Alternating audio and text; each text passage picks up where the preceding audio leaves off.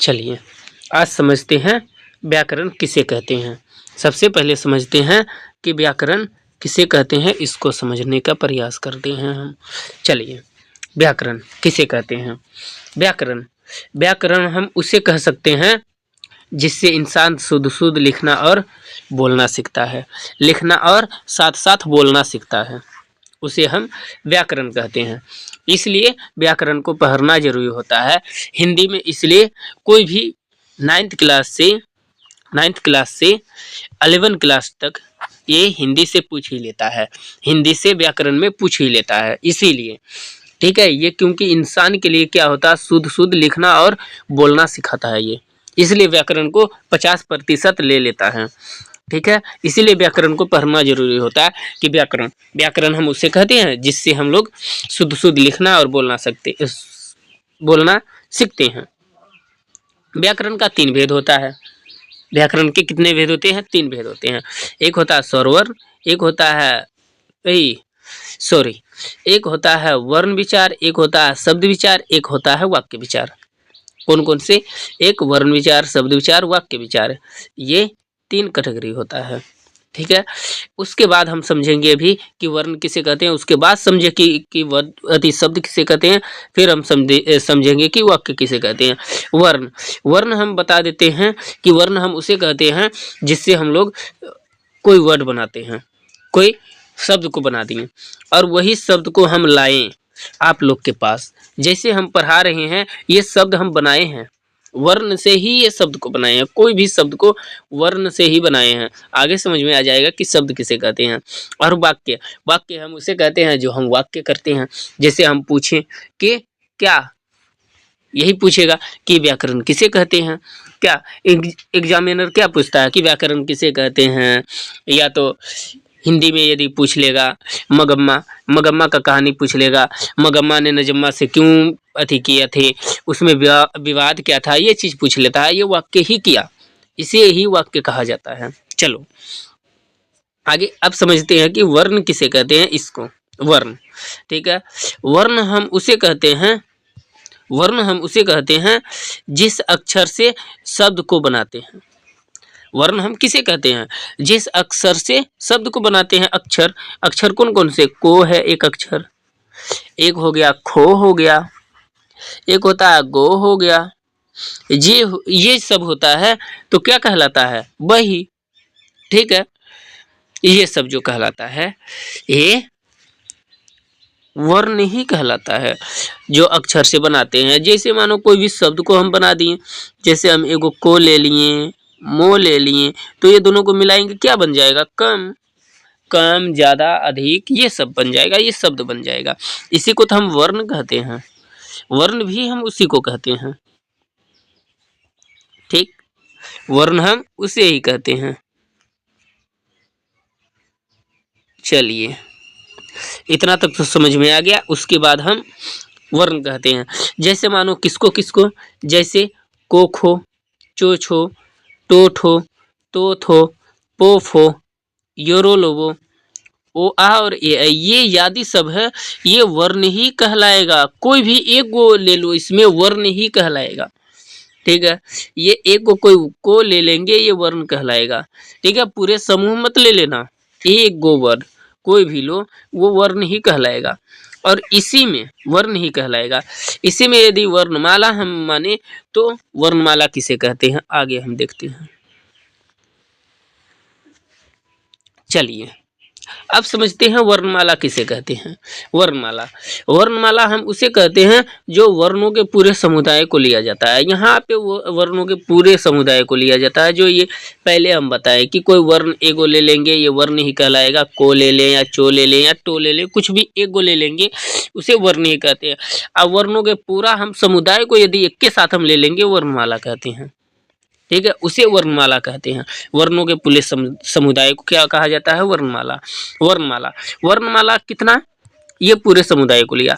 और उसी समुदाय में से, ठीक है, देवनागरी लिपि से बोले जाने वाला वर्ण 47 गो होता है। इसी मन से 47 गो देवनागरी लिपि से बोले जाने वाला वर्ण है।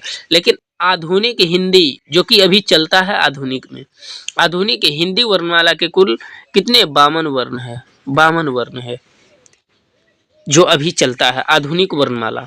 आधुनिक वर्णमाला में कुल कितने 52 वर्ण है और देवनागरी लिपि से बोले जाने वाला वर्ण यही 47 गो है। ये ध्यान रखिएगा, ये ज़्यादा वर्ड पूछता है, 100% ज़्यादा ये पूछने का प्रयास करता है। समझ गए यहाँ तक? ओके, आगे हम समझते हैं वर्ण। वर्ण के कितने भेद है, जो वर्ण ही अभी पढ़ा रहे हैं, वर्ण ही। वर्ण के कितने भेद है? वर्ण के पूरे 2 भेद होते हैं, एक होते हैं स्वर वर्ण, एक होते हैं व्यंजन वर्ण। ये 2 भेद होते ही हैं, ठीक है, ये 2 भेद होते हैं। अब समझते हैं कि स्वर वर्ण किसे कहते हैं, उसके बाद समझेंगे व्यंजन वर्ण किसे कहते हैं। सबसे पहले स्वर वर्ण, चलो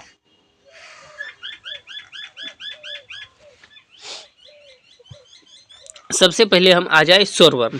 स्वर वर्ण किसे कहते हैं, ठीक है, जो वर्ण बिना किसी दूसरे अक्षर की सहायता से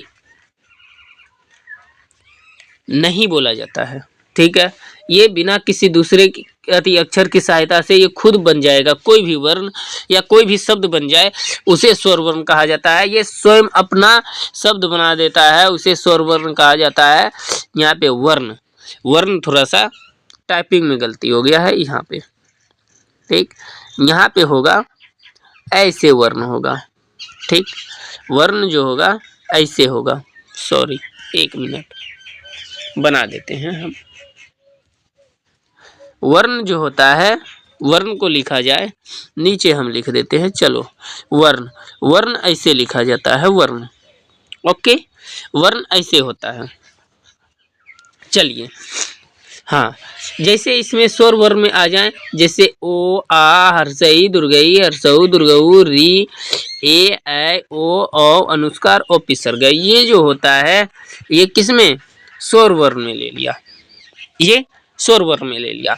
अब व्यंजन वर्ण को समझते हैं कि व्यंजन वर्ण किसे कहते हैं। स्वर वर्ण की ये तो खुद अपना वर्ड बना लेता है, इसका कोई अथी नहीं है। लेकिन व्यंजन वर्ण, व्यंजन वर्ण हम उसे कह सकते हैं जो दूसरों के अक्षरों से बनता हो, मतलब दूसरे अक्षरों की सहायता से ये बनाता हो, उसे व्यंजन वर्ण कहा गया है। ये स्वयं कोई भी वर्ड नहीं बना सकता है, ये दूसरों की सहायता से बनाता है। जैसे को है, खो है, ये पोफो तक, को खो से लेके योरो लोबो तक ये खुद ही वर्ड नहीं बना सकता है। जैसे हम इसमें हम लिखें काम, ठीक है, आकार लेगा ही, काम बनाएगा, ठीक है, आकार ले लिया। आकार किस में आता है, इसमें आता है। ये होता है कि ये दूसरों की सहायता से ही अपना वर्ड बनाता है, लेकिन ये जो होता है ये खुद अकेला ही बना सकता है। जैसे आम, आम क्या कर दिया, ये खुद अकेला बन गया, आकार इसी से ले लिया, मोह भी ले लिया, एक ही वर्ण, तो ये बन गया। कुछ कुछ ऐसे भी वर्ण होते हैं जो कि इसका, जो कि ये खुद क्या करते हैं, ये बना भी सकते हैं। कुछ कुछ ऐसे वर्ण होते हैं, जैसे मानो इसमें कम, सॉरी, कम लिखे, ये भी बन सकता है। कुछ कुछ ऐसे वर्ण हैं, ठीक है, लेकिन हाँ ये होता है, ये दूसरों की सहायता से ही जो वर्ण बनता है उसे व्यंजन वर्ण कहा जाता है। ये बात ध्यान रखना, ठीक। अब यहाँ स्वर वर्ण और व्यंजन वर्ण, तो स्वर वर्ण के भी कितने भेद हैं, अब इसको समझते हैं, फिर उसके बाद समझेंगे व्यंजन वर्ण के कितने भेद हैं। ये भी अकेला इतना वर्ण जो रखा है, अकेला नहीं रखा है, ये भी अभी बांट दिया है। देखो कैसे, अब देखो स्वर वर्ण, स्वर वर्ण के कुल कितने भेद है, स्वर वर्ण 3 भेद हैं। स्वर वर्ण के 3 भेद है, ये 3 भेद में बांट दिया। ये क्या करता, 3 भाग में बांट दिया, ये भी वर्ण को 3 भाग में बांट दिया। कैसे समझते हैं, फिर जैसे एक हर्ष स्वर वर्ण बना दिया, एक दीर्घ स्वर वर्ण बना दिया, एक प्लुत स्वर वर्ण बना दिया, ठीक है। ये अब तीनों को विस्तार से आगे भी चर्चा कर लेते हैं कि कौन कौन से क्या क्या हैं। चलिए आगे लीजिए। ओके, अब देखो हर्ष स्वर वर्ण किसे कहते हैं, इसको समझते हैं, ठीक है। हर्ष स्वर वर्ण, हर्ष स्वर वर्ण, जो भी वर्ण एक मात्रा से बोले जाने वाला वर्ण है उसे हर्ष स्वर वर्ण कहा गया है। जो एक मात्रा से बोले जाने वाला वर्ण है उसे हर्ष स्वर वर्ण कहा गया है। जैसे इसका मान लो ओ, ई, उ, री, ये 4 वर्ण है जो कि क्या, ये एक मात्रा से बोले जाने वाला वर्ण है। कौन, एक मात्रा, एक मात्रा से, एक मात्रा से बोले जाने वाला वर्ण है। ठीक है, ये एक ही मात्रा से बोले जाने वाला वर्ण है। हाँ, एक मात्रा से बोले जाने वाला वर्ण कितने हैं? 4 वर्ण हैं। देखो 1 2 3 4, 4 ही वर्ण है। 4 वर्ण है जो एक मात्रा से बोले जाने वाला वर्ण है। हाँ, यहाँ पे ये भी लिखा गया है। ठीक है, हर स्वर वर्ण के कुल कितने वर्ण होते हैं? 4 ही वर्ण होते हैं। समझ में आया यहाँ तक? अब समझते हैं दीर्घ स्वर वर्ण। ठीक है, दीर्घ स्वर वर्ण को समझते हैं हम। दीर्घ स्वर वर्ण, दीर्घ स्वर वर्ण किसे कहते हैं? दीर्घ स्वर वर्ण जो भी वर्ण 2 मात्रा से बोले जाने वाला वर्ण होता है। जो भी वर्ण होता है 2 मात्रा से बोले जाने वाला वर्ण होता है, उसे दीर्घ स्वर वर्ण कहा गया है। जैसे मानो आ, कौन आ, हर्षई, दुर्गई, हर्षई नहीं, आ, दुर्गई, दुर्गऊ, ए, ऐ, ओ, औ, ये जो कहलाता है ये किसमें आता है? दीर्घ स्वर वर्ण में। दीर्घ स्वर वर्ण में कितने हैं? गिन लो, 7 वर्ण होते हैं। दीर्घ स्वर वर्ण के कुल कितने वर्ण होते हैं? 7 वर्ण होते हैं। ये बात याद रखना। ठीक है, 7 वर्ण से दे देगा, बोलेगा इनमें से कौन दीर्घ स्वर वर्ण है, ये भी देगा ऑब्जेक्टिव में, ध्यान दीजिएगा। लेकिन प्लुत का है जो प्लुत का कभी पूछा नहीं है, लेकिन हो सके भविष्य में पूछ ले। ठीक है, इसको भी पढ़ लेते हैं। ठीक है, हाँ, प्लुत स्वर वर्ण, प्लुत स्वर वर्ण जो भी वर्ण 3 मात्रा से बोले जाने वाला होता है उसे दीर्घ स्वर वर्ण, प्लुत स्वर वर्ण कहा गया, सॉरी, प्लुत स्वर वर्ण कहा गया है। जैसे मानो कि हे राम, हे कृष्ण, हे भगवान, ये जब होता है ये क्या कहलाता है? कि दीर्घ स्वर वर्ण, सॉरी, प्लुत, प्लुत, प्लुत स्वर वर्ण कहा गया है। जैसे मानो कुछ भी कार्य गलती कर दिया तो मम्मी क्या बोलेगी? हे भगवान। जैसे हो गया कोई भी ऐसा घटना हो गया, हे भगवान, ऐसे कहा जाता है। ठीक, ये जो आता है प्लुत स्वर वर्ण में ही आता है। इतना तक समझ में आ गया? अब चलिए, अब ये तीनों भेद हम पढ़ लिए स्वर वर्ण का। अब आते हैं व्यंजन वर्ण। ठीक है, अब आते हैं किसमें? व्यंजन वर्ण में, कि व्यंजन वर्ण किसे कहते हैं। चलिए लीजिए, व्यंजन वर्ण, व्यंजन वर्ण किसे कहते हैं? ठीक है, आप व्यंजन वर्ण किसे कहते हैं बता दिए। जो भी व्यंजन वर्ण है वो क्या करता है? दूसरों की सहायता से अपना वर्ड बनाता है, उसे व्यंजन वर्ण कहा जाता है। दूसरे के अक्षर से, दूसरे अक्षरों की सहायता से अपना शब्द बनाता हो, उसे व्यंजन वर्ण कहा गया है। व्यंजन वर्ण के कितने भेद हैं? 7 भेद हैं। व्यंजन वर्ण के 7 भेद होते हैं। जैसे कोखो एक वर्ण, चोछो एक वर्ण, टोठो एक वर्ण, तोथो एक वर्ण, पोफो एक वर्ण। अब यहाँ से पांचों वर्ण 5-5 गो होते हैं। पांचों वर्ण 5-5 होते हैं, बटे 25 गो हो गया। ये हो गए। चलिए अब हम समझते हैं क्या चीज, कि इसमें हद से ज्यादा 2 ही वर्ण ज्यादा पूछते हैं। व्यंजन वर्ण में 2 ही भेद ज्यादा पूछा जाता है। ये 2 भेद पूरा रट लो, 2 भेद ज्यादा पूछा जाता है। इसमें 5 गो हो गया, एक हो गया, ये 2, ये हो गए 2, ये हो गए 3, ये हो गए 4, ये हो गए 5, ये हो गए 6, ये हो गए 7। 7 वर्ण हम बता दिए आपको। ठीक है, 6 और 7 अत्यधिक पूछता है कि अंत्यष्ट वर्ण के कुल कितने वर्ण है? तो 4 वर्ण है। या उसमें वर्ण के कुल कितने वर्ण है? तो 4 ही वर्ण है। ये वर्ण ही पूछेगा, नहीं तो ऐसे भी पूछ लेगा अंत्यष्ट वर्ण में कौन से वर्ण आते हैं। यहाँ दे देगा ए में को, बी में दे देगा पो, सी में दे देगा यो, ऐसे करके दे देगा, और डी में दे देगा इसमें से कोई नहीं। तो यो जिसमें आएगा वो लगा देना, रो जिसमें आएगा लगा देना, या लो जिसमें आएगा लगा देना, या तो वो जिसमें आएगा लगा देना। और उसमें वर्ण में जहाँ सो दिखाई दे, जहाँ मूर्धांश सो दिखाई दे, दान सो दिखाई दे, या हो दिखाई दे, तो उसमें हम लगा देंगे।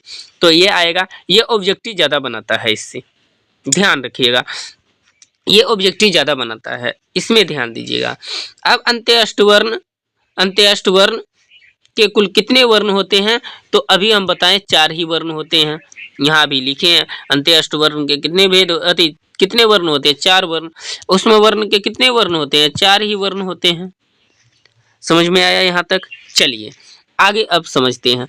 ये इतना तक ये वर्ण खत्म, ये वर्ण खत्म, कौन, व्यंजन वर्ण का खत्म, सातों भेद हम बता दिए आप लोग को, ठीक है। अब आगे जो आएगा ये अलग से लिया है, ये लोग अपने अलग अलग से लिए हैं, जो कुछ कुछ बच गए अलग अलग से ले लिए ये। चलिए ये अलग वर्ण है, ये समझ लेते हैं। चलिए चलिए ये इसको संयुक्त व्यंजन वर्ण किससे कहते हैं, या तो संयुक्त व्यंजन वर्ण के कुल कितने वर्ण है, तो 4 ही वर्ण है।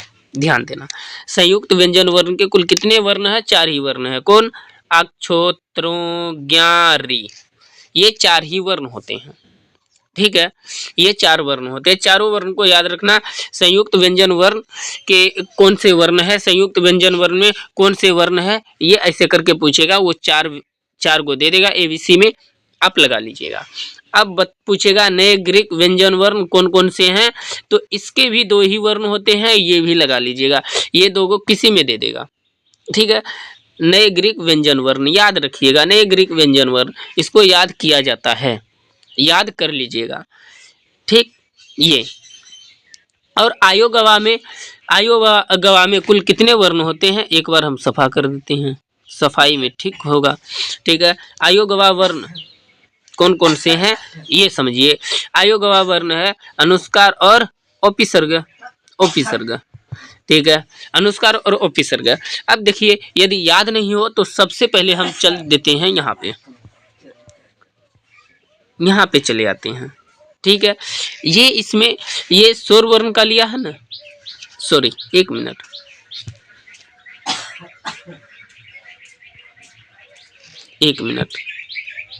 ठीक, ये स्वर वर्ण का लिया है,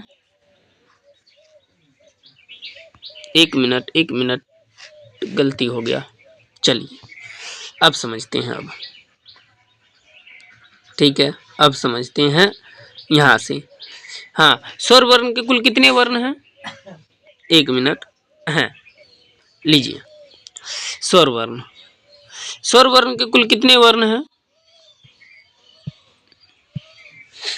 स्वर वर्ण के कुल कितने भेद हैं, 3।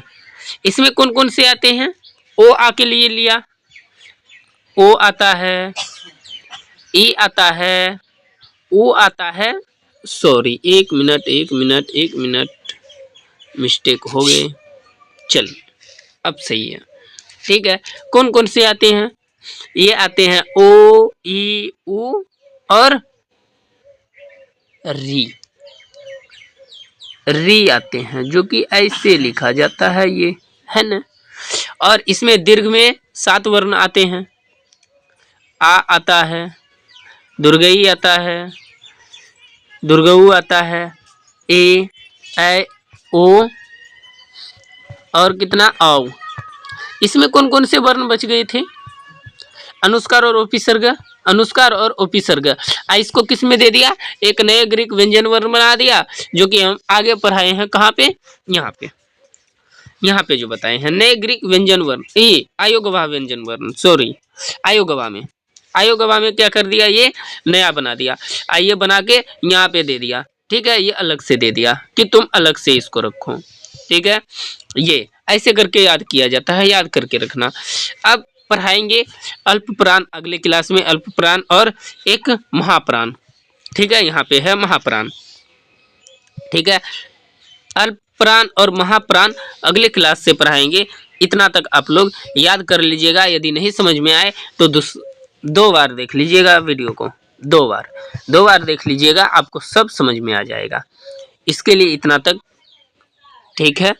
बस यदि अच्छा लगे तो इसे सब्सक्राइब करके अपने अथी में रख लीजिएगा, जितना भी हम बनाएंगे वो वीडियो आपके पास चला जाएगा, आप लोग की पढ़ाई में सहूलियत होगी। थैंक्स।